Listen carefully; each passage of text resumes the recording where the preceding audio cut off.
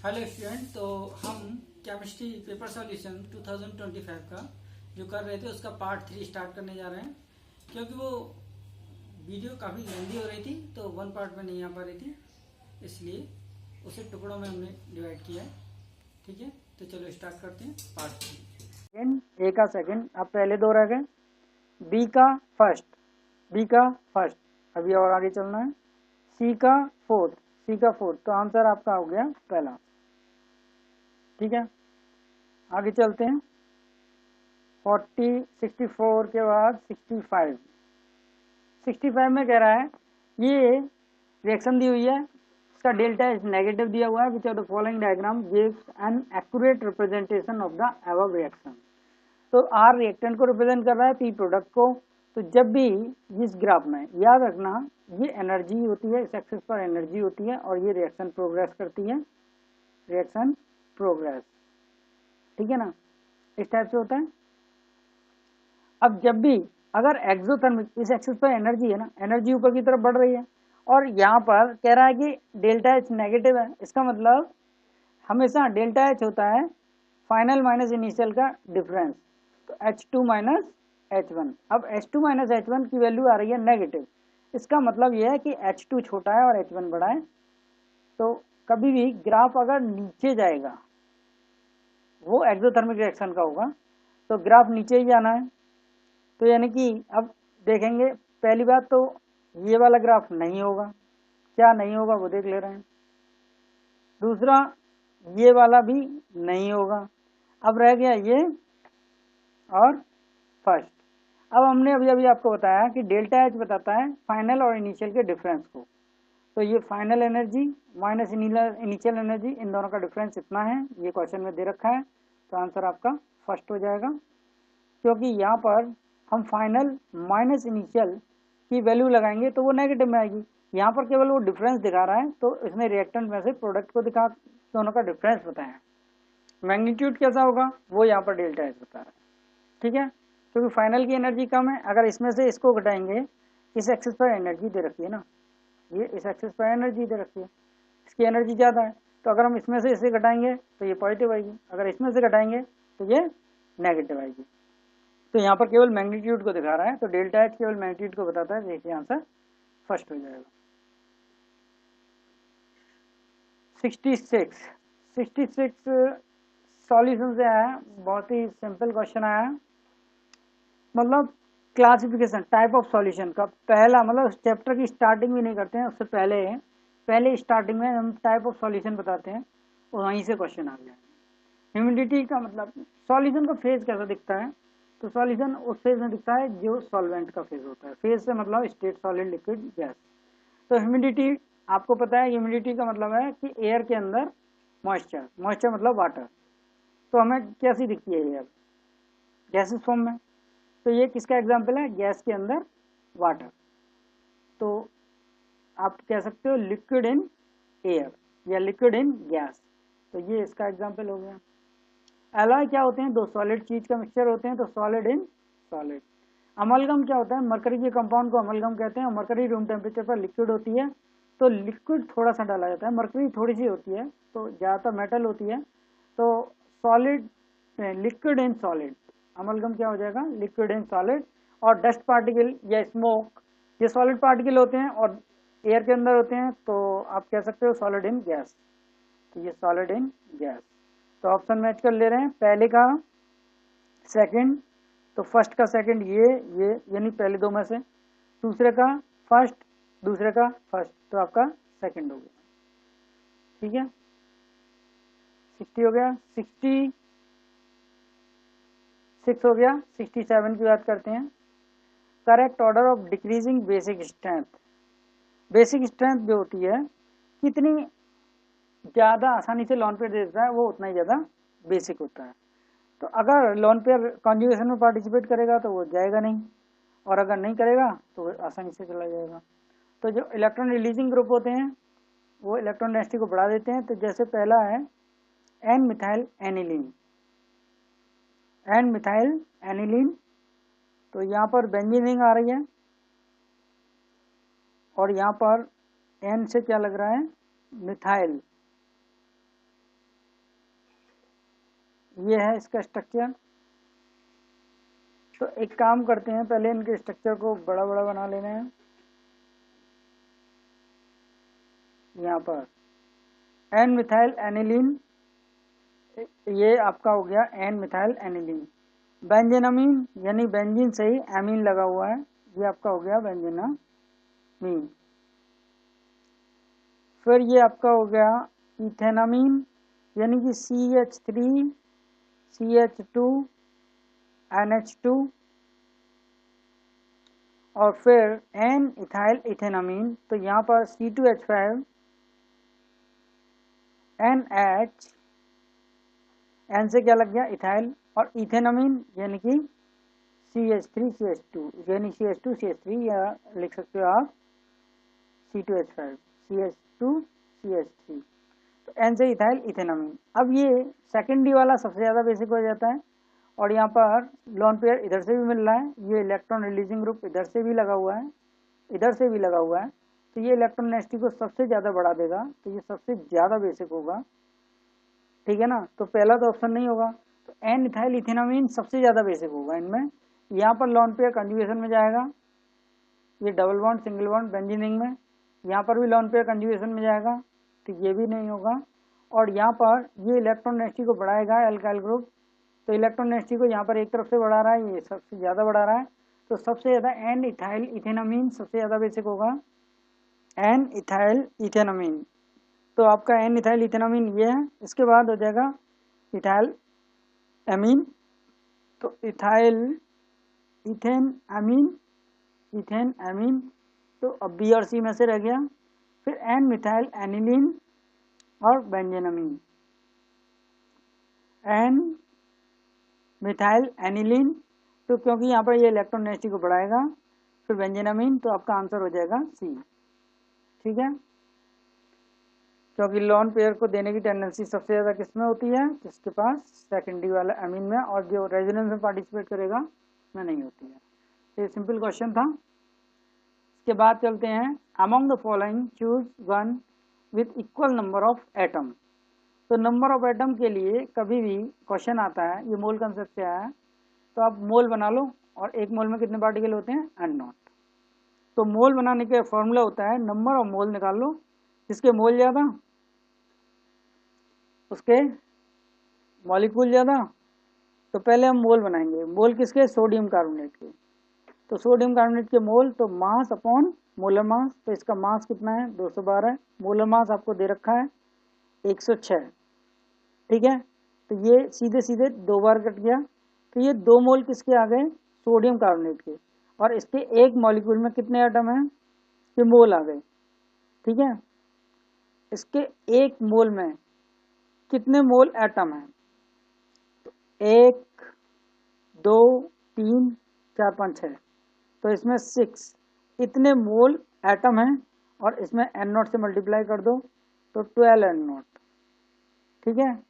यहाँ पर हम पहले मोल बनाएंगे, तो मोल होता है मास अपॉन मोलर मास, तो मास है 248 डिवाइडेड बाई मोलर मास है 62 इंटू नंबर ऑफ एटम है 3, और इंटू एन नॉट, तो इसे डिवाइड करेंगे 62 से 6 24, तो ये 4 बढ़ जाएगा, और 4 तिया 12, तो ये भी 12 एन नॉट आ गया। तो पहला भी सही है, पहला भी 12 एन नॉट, दूसरा भी 12 एन नॉट। तीसरा देखते हैं, मास अपॉन मोलर मास, तो सबसे पहले मोल बनाएंगे, मास कितना है 240 डिवाइडेड बाई मोलर मास कितना है 40, ये कितना हो गया 6, इसके मोल आ गए, और इसमें कितने एटम है 3, और इसमें एवोगाड्रो नंबर के बराबर नंबर ऑफ एटम बनेंगे, ये मॉलिक्यूल, तो ये 4 6 बार, और 6 तो 18, तो यहाँ 18 एन नॉट, इसका कितना आ गया 18 एन नॉट, ठीक है ना। तो तीसरे का आपका 18 एन नॉट आ गया। चौथे का देखते हैं, फोर्थ का देखते हैं, तो number of mole mass upon molar mass, तो mass upon molar mass into number of atom into N naught, तो यहाँ से ये कट जाएगा, तो ये भी आपका क्या आ गया 12N0। ठीक है, तो 3 का 12N0 है। और फिफ्थ इस वाले का देखते हैं। तो नंबर ऑफ मोल निकलेंगे, मास अपॉन मोलर मास। मास है 220, मोलर मास कितना है आपका 44। नंबर ऑफ एटम कितने हैं 3 इंटू N0।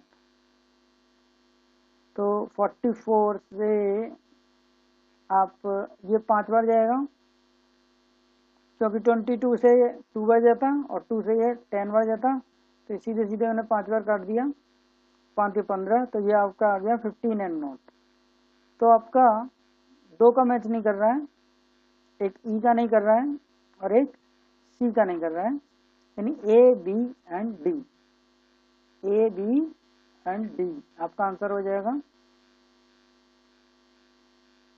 तो ए बी एंड डी, ये आपका बी आंसर हो जाएगा। नेक्स्ट देखते हैं, कह रहा है मैच करना है। तो विटामिन B12 से परनीशियस एनीमिया हो जाता है, विटामिन डी कमी से रिकेट्स हो जाता है, विटामिन B2 की वजह से चिलोसिस हो जाता है जिससे बोलते हैं ओठों का फटना, और विटामिन B6 तो जब भी कन्वर्जन वगैरह आते हैं तो पाइडॉक्सिन देते हैं विटामिन B6। ठीक है, तो ये आपका मैच कर लेंगे। ए का है 4th, ए का 4th, ए का 4th 2 ऑप्शन है। बी का है सी 3rd, बी का है 3rd, ए के 4th के दूसरा और चौथा ऑप्शन है, बी का है 3rd, ये भी मैच कर रहा है। तीसरा देखेंगे सी का है 1st, तो सी का है 1st, तो ये आपका आंसर हो गया 2nd। ठीक है, 70 क्वेश्चन पर जाते हैं। ये कह रहा है correct order of decreasing acidity of the following aliphatic acid. तो एसिडिटी जो इलेक्ट्रॉन रिलीजिंग ग्रुप होते हैं, देखो चार्ज 70, क्वेश्चन नंबर 70 को मैं यहाँ बता दे रहा हूँ। चार्ज इनवर्सली प्रोपोर्शनल टू होता है stability, charge inversely proportional to होता है स्टेबिलिटी, और प्रोडक्ट वही बनता है ज़्यादा स्टेबल होता है। तो चार्ज कम होना चाहिए, तो एसिड की टेंडेंसी होती है HN देने की, तो HN निकालने के बाद जैसे हम HCOOH की बात करें, HCOOH, जब ये HN देगा तो ये क्या बनेगा HCOO माइनस और H प्लस। ठीक है, अगर यहाँ पर हम एक CH3 लगा दें, CH3 COOH, तो ये भी एसिड है, ये क्या देगा CH3 COO माइनस और H प्लस।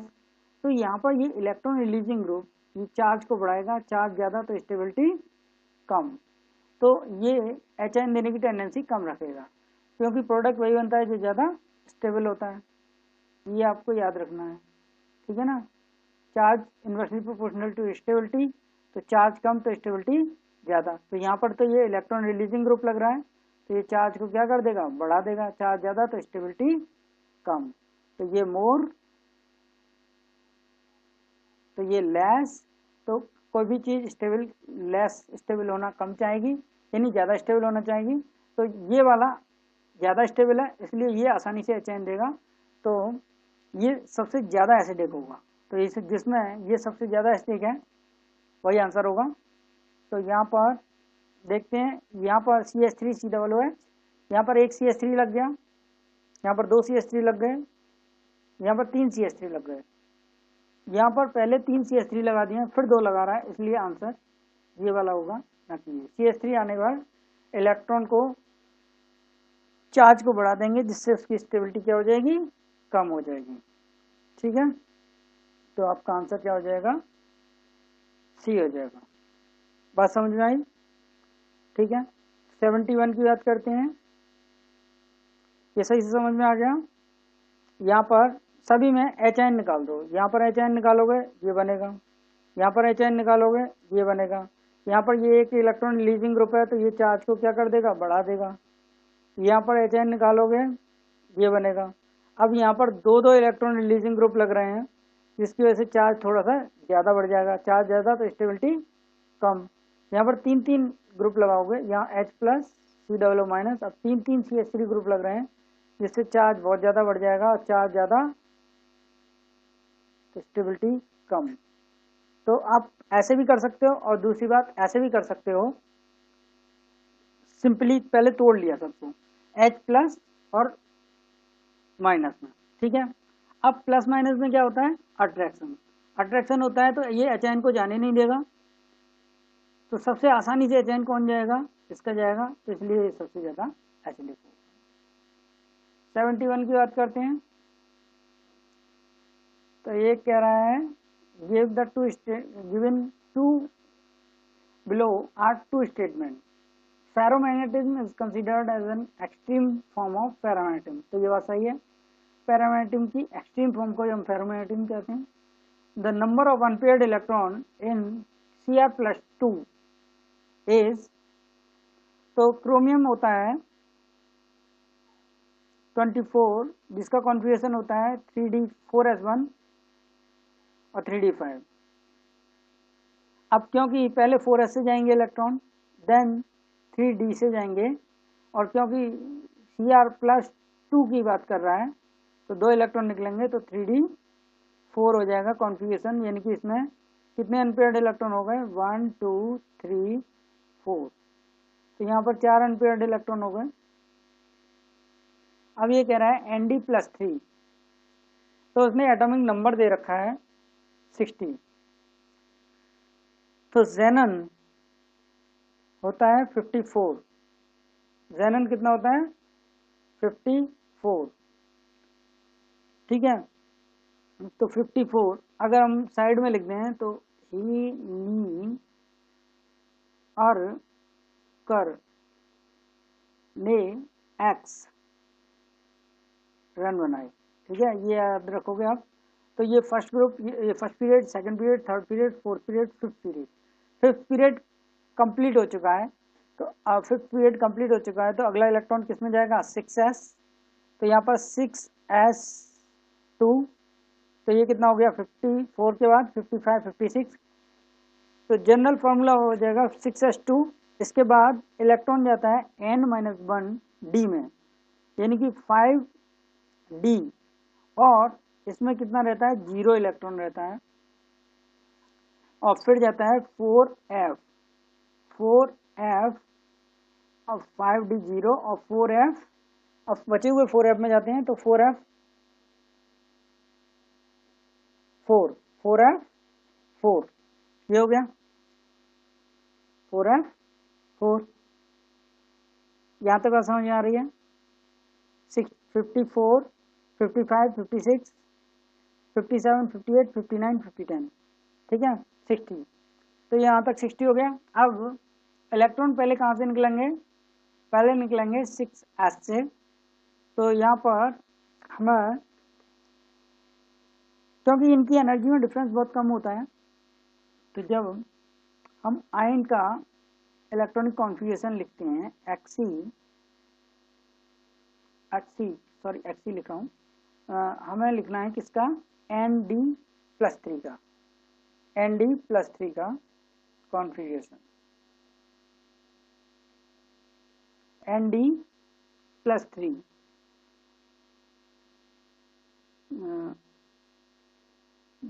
आपका,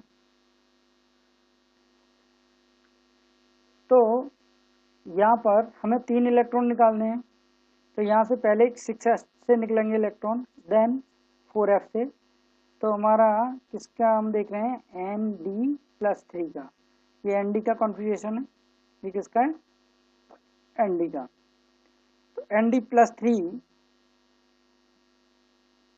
इसका कॉन्फ़िगरेशन हो जाएगा 4f3, तो 4f3 का मतलब है f के अंदर 3 अनपेयर्ड इलेक्ट्रॉन है, f होता है जिसमें आपके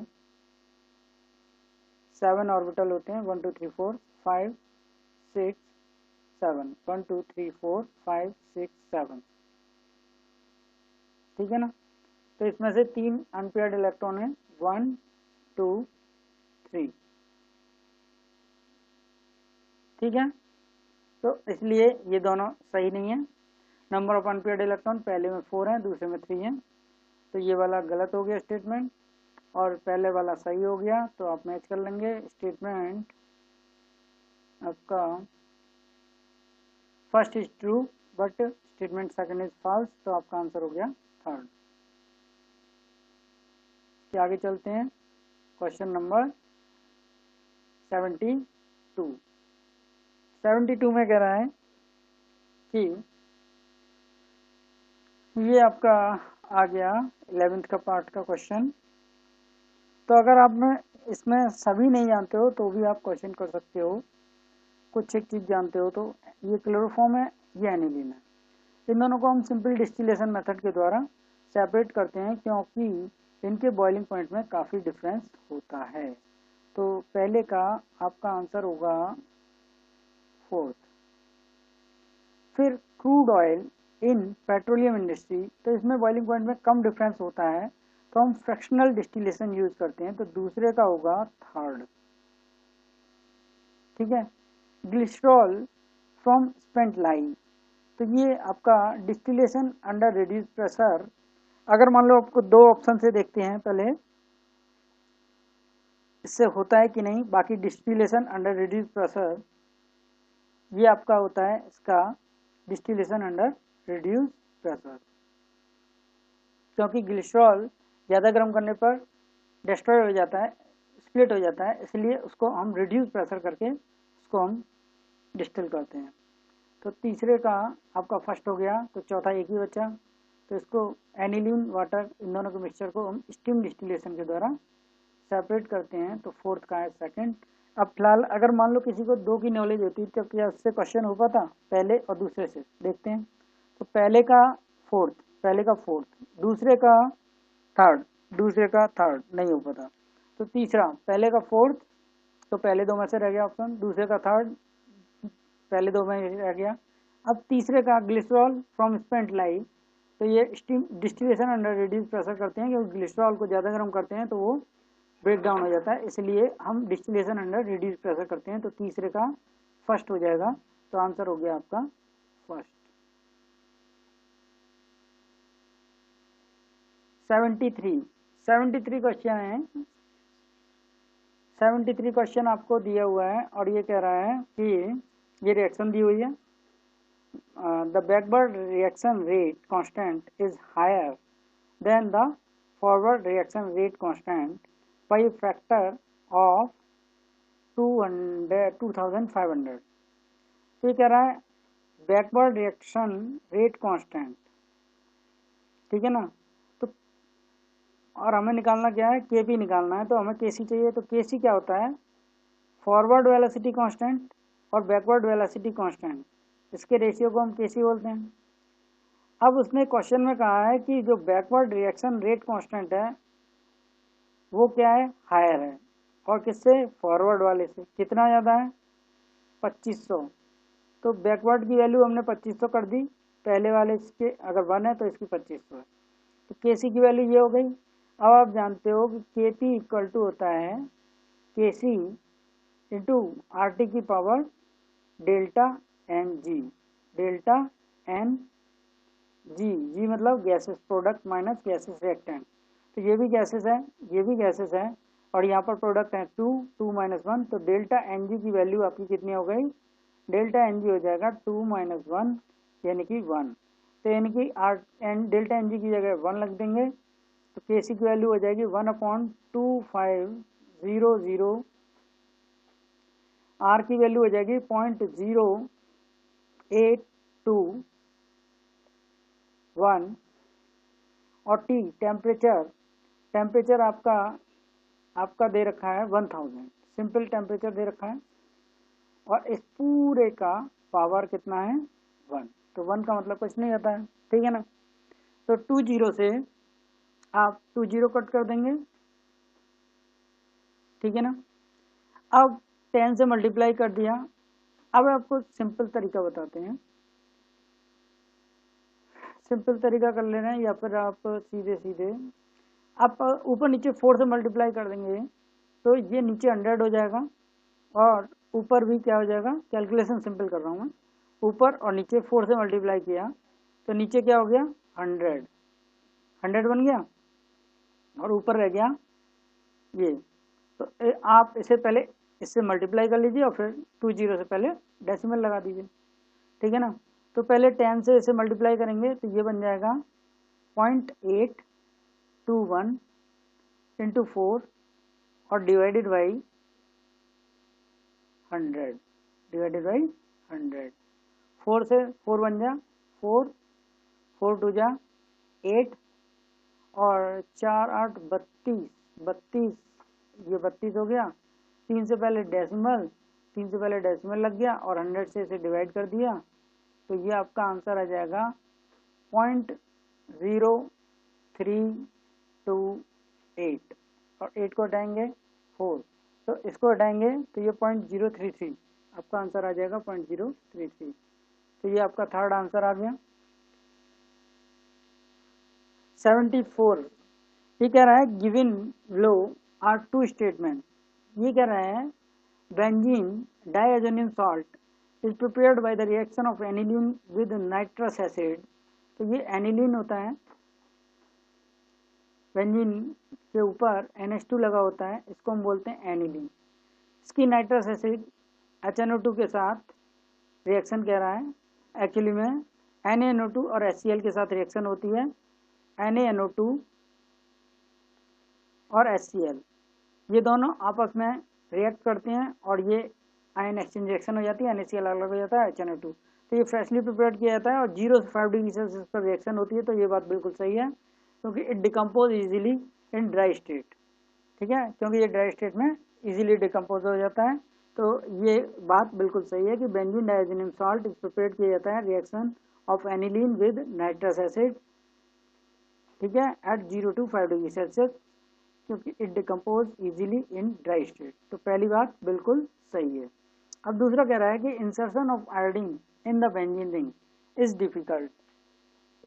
हाँ, तो बेंजीन रिंग के अंदर आयोडीन का इंसर्शन डिफिकल्ट होता है, hence iodobenzene is prepared through the reaction of benzene diazonium salt with KI। तो ये बात भी बिल्कुल सही है, सीधे सीधे आपको रिएक्शन दी होती है, KI के साथ हम रिएक्शन कराते हैं।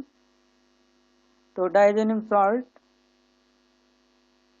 ये डाइएजोनियम सॉल्ट होता है N2 प्लस और Cl माइनस,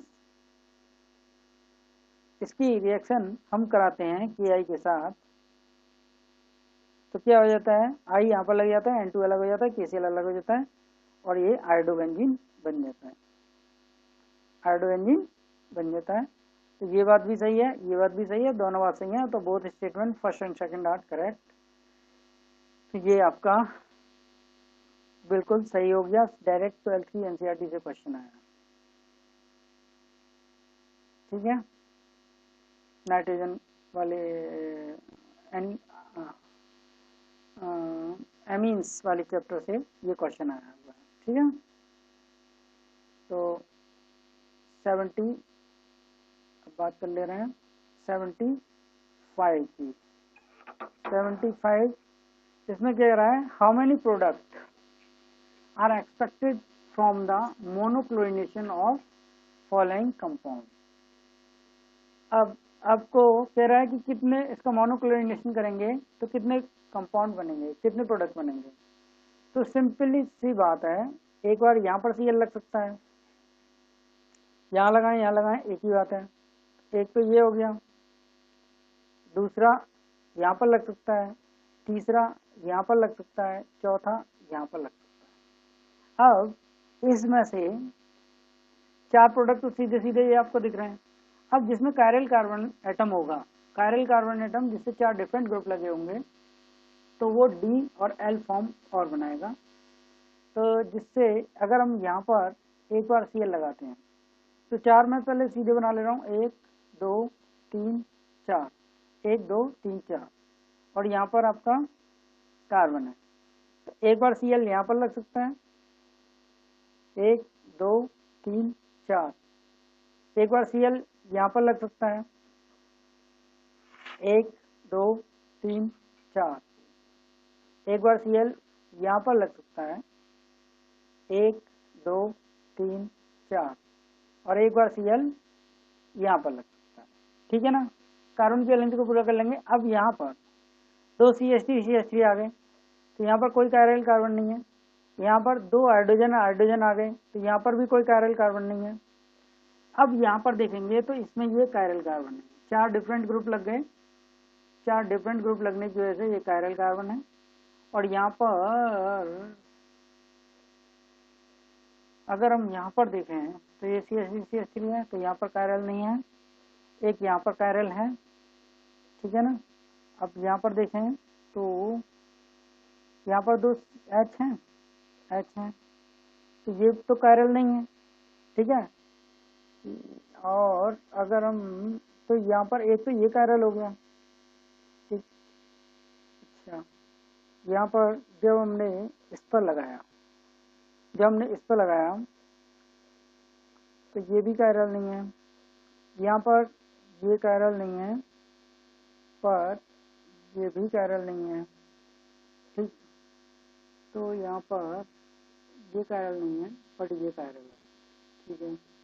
जब हमने यहाँ पर लगाया तो यहाँ पर दो HH आ गए, तो ये भी कायरल नहीं है। जब हमने यहाँ पर लगाया तो ये कायरल हो गया। यहाँ पर ये H है, यहाँ इथाइल हो गया, ये मिथाइल हो गया, और ये पूरा एक ग्रुप हो जाएगा, पूरा एक ग्रुप। तो ये कायरल कार्बन हो जाएगा, ठीक है। तो ये कायरल हो गया, ये कायरल कार्बन जिससे 4 डिफरेंट ग्रुप लगे होते हैं, तो वो DL and L form show करता है। तो टोटल हमें कितने दिख रहे हैं, 1 2 3 4 स्ट्रक्चर, और इनके D और L 2 फॉर्म बन जाएंगे, यानी 5 6। तो आंसर हो जाएगा आपका 6, यानी कि 6 स्ट्रक्चर बनेंगे, ठीक है ना। तो इस टाइप से आपके 6 स्ट्रक्चर बन जाएंगे, ठीक है। आगे